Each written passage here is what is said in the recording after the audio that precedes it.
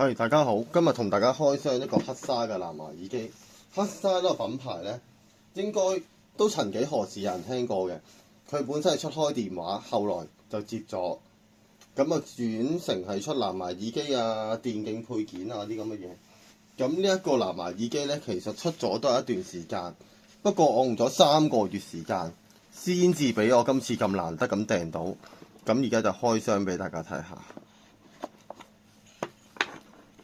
今次呢個黑沙藍牙耳機呢，比之前其他款呢有啲咩特別呢？就係佢性價比高，佢就299蚊人民幣到，咁佢就可以買到。咁佢特別嘅地方呢，就係佢有埋接收器嘅。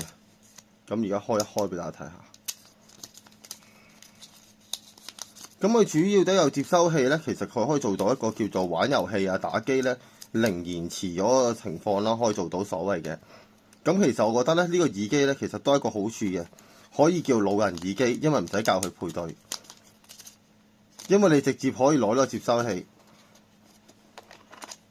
Type C 就可以直接放到落去啦，咁就落到手機直接開 connect，咁同埋側邊咧有埋充電口嘅，咁就會方便好多嘅，咁直接插落去或者電腦或者係電腦、平板都可以用到嘅，玩遊戲非常之方便。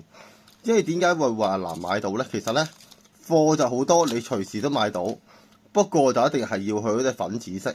至於呢一隻嘅話呢，就真係成日缺貨嘅，永遠都買唔到，好多時都係咁啱。我等咗成3個月啦，足之見到有賣啦，足之俾我買到。咁可以講下佢呢個耳機有咩好啊，或者缺點嗰啲啦。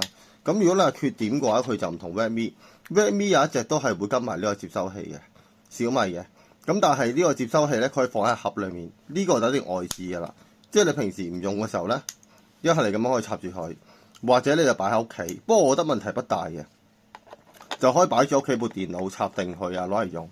咁正常藍牙 con 咧，佢都可以做到嘅。咁而家試一試俾大家睇。